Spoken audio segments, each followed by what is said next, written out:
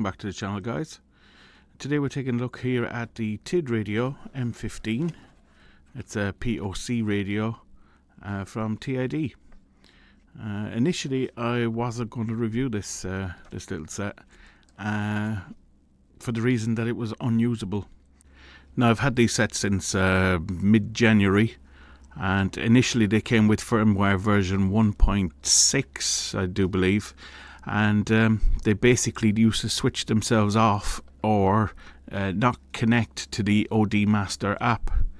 Now, since TIDRADIO have done a little update on the firmware, these seem to be stable enough, and I feel confident in putting out the review. They're a nice little set, and they do actually work as intended. So for the basic rundown, we have Kenwood style connections for headphones, microphones, etc., and also for programming. We have a single PTT, and we have an up and a down switch. Now, to power the unit up, we press the red button here, press and hold, and it should go off and do its old little login. But it's very important that we use the OD Master on this particular set. Now you see it comes up with a little QR code. Now we're going to use this to bind to the OD Master, so I'll run through the software settings a little bit later on in the video, but just to power them up and give you a general feel of what they look like.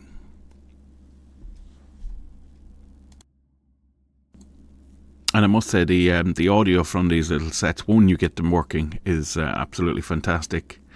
Basic little menu here. You have a contacts list. You have your settings. And in the settings menu, you can change various features like the ketone, the backlight, the colors. You can put in single calls and your battery life. Again, this is a SIM card radio, so it's not radio to radio. It's a cellular PTT radio, much similar to the one sent out by Radtel. Well, as you can see there, we're using firmware version v1.8, and that seems to be the only stable firmware that I've come across so far. I did try 1.6 and 1.7, and they seem to have issues in both versions. So yeah, there's not a lot to go over with these radios. When you get them working, they're pretty much push and go, set up and go. Nice and easy to set up, but you do have to reflash the firmware, which we'll go through, as I said, a little bit later on. Battery wise, nice and secure, clipped into place here. As you can see, we're struggling to get it off, but there we are. SIM card slots for 2 SIM cards, and I must add that the SIM cards do come included in the kit there from TIDRADIO, and I didn't have any issues setting up the actual SIM cards. It's been purely software issues that I came across, and yeah, we seem to have got those fixed.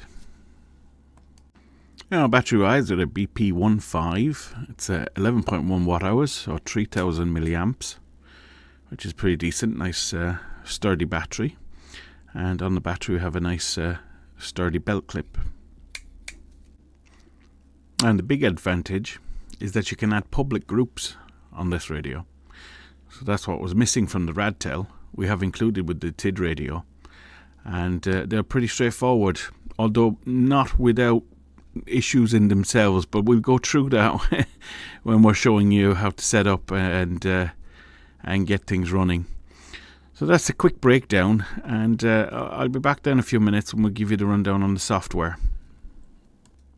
Alright, so to set up the device, when you first switch it on, it's going to have a QR code. So what we need to do is we need to go across to the OD Master app on our Android or Apple device, and then we need to click on Talk. And when you're in Talk, then you add a device. So you'll see up the top here, devices, and then the red plus. And then it's going to give us a list of different TID radios. So we're looking for the M15. Click away. and then the camera is going to activate. So what we need to do now is we need to focus in on the QR code, and once it's picked up, there we go. So once it's detected the QR code, it'll scan away and it'll tell you that it's found the device. Click OK to proceed, and now we've added the new device. So from this point we need to add it now to the groups. So as you can see there, if we go into the device itself, it'll show us here with our group name and the device ID. So we need to accept the prompts.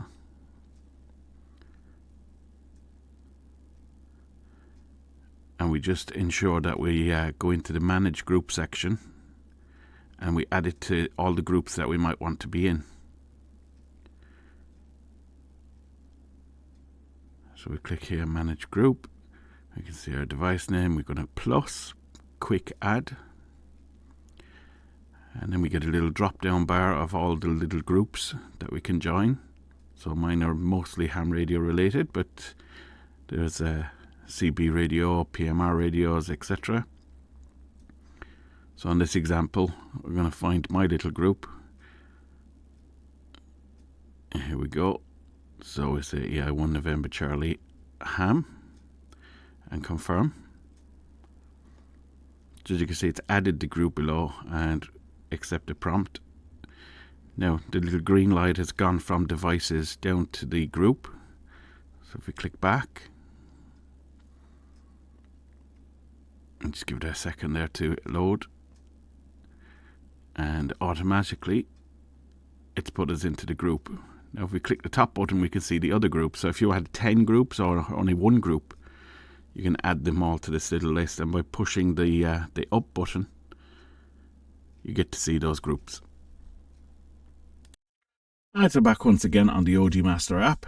So we have our radios added, and what you can see is you have a history, your groups, your friends, your devices, and your distances up the top here.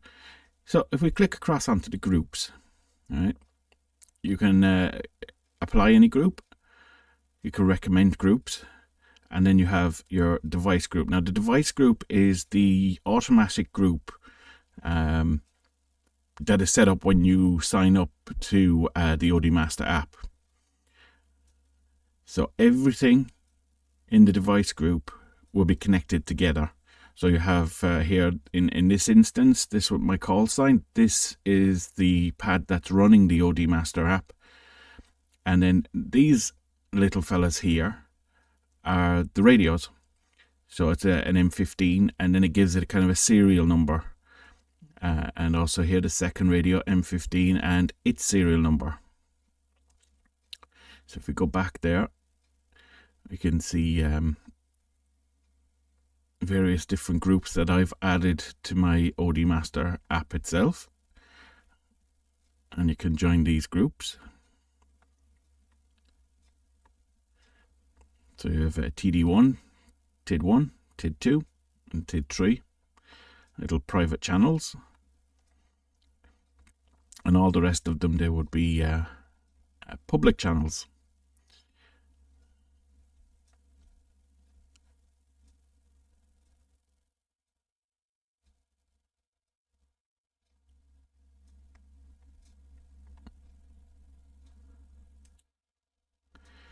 We click up the top here, you can say add friends, join a group, or a new group. So in the new group, you're basically making your own group. So you enter a name for the group, and you can upload an avatar if you want the little logos. Select your members, and then you say whether it's a private group, so only you have access, or you can click this to say private group is on, or public group is off.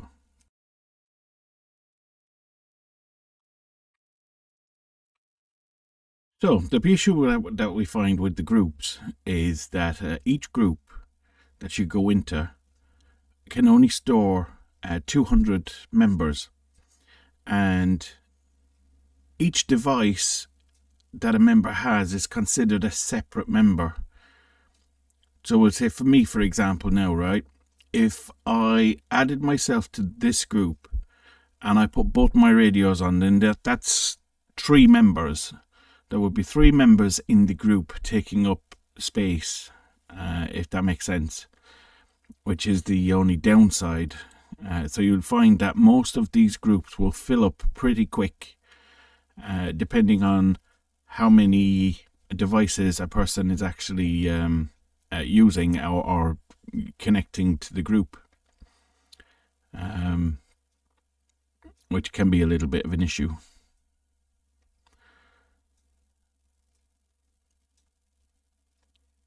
And what you'll find also is that if you go into join a group, you can search for the group, but most of the time this seems to fail. Like, it'll work sometimes and then it will not work sometimes. So yeah, it's a bit of a problem. But I'm told that TIDRADIO is updating the app totally so that there will be more groups displayed here when you go searching. So you can search for fire, or you can search for CB, or you can search for domestic, or whatever your hobby might be. As you can see in my list, it's mostly ham radios. So we've joined a few groups, and in each one we say ham link. We got one of 119 members in here. Again, as I did mention, it doesn't mean there's 119 people. There's 119 devices. So we'll say, beside me here, we'd say this fella here, JP. JP could own 20 devices. So 20 of these members could actually be him. So what do I think of the devices? Well, being honest, I actually think they're pretty good. As I said, I did have problems at the start, and the firmware showed various different issues. But they seem to be ironed out now, and to be fair, TIDRADIO are working to improve the system.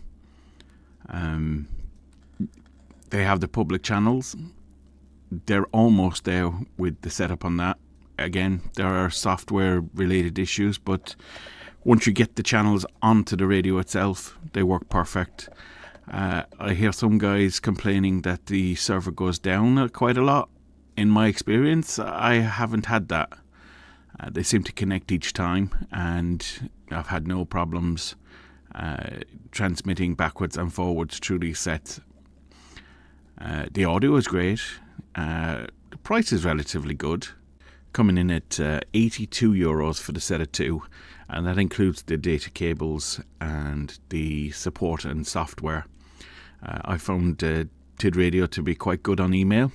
They sent me the software, they sent me various different firmwares to try out, and those were within 24 hours. So they're working hard to keep the system up and running. It's the first step into, I suppose, public channels for POC. So if that's something that interests you, then I'd definitely give it a shot. Downsides, you do have to do a little bit of programming on the firmware. I will go over that there in the next section of the video, just a quick brief rundown of how to update the firmware and get these on track. But hopefully when you purchase yours, you should have the newest firmware applied from the factory. Yeah, I suppose we'll get down and we'll have a look at the firmware next.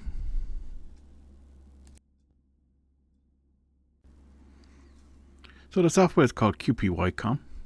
So go ahead and open it up. And then what we're going to try and do is we're going to put the firmware into the program and then flash the radio with the new firmware. So you can see I got 2 firmwares here sent to me by TIDRADIO.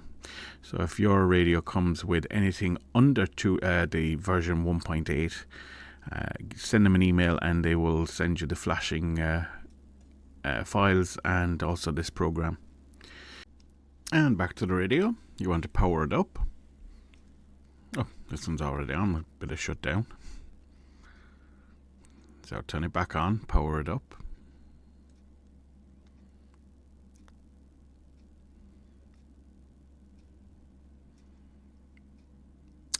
And then we plug it in. So this is a special lead that came in the pack, in the box. I think everybody gets these leads as standard from TIDRADIO.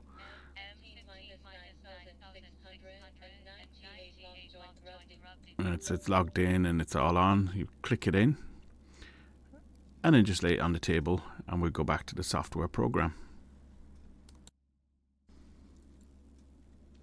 So we're up on the flashing software, and that little noise indicates that your COM port has been selected.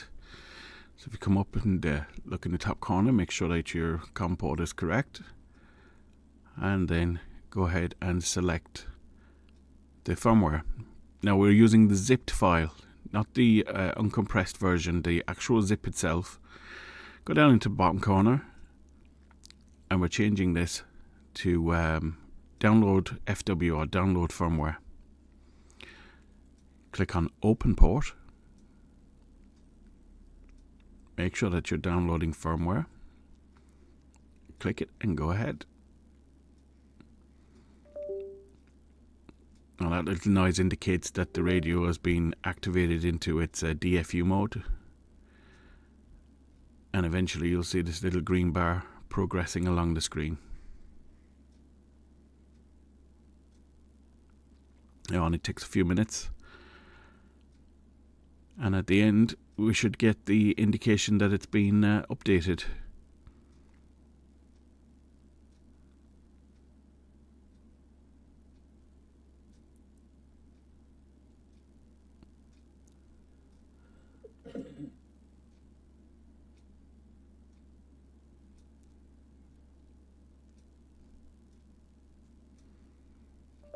And there we go, the flash is complete, and the firmware has now been changed to version 1.8.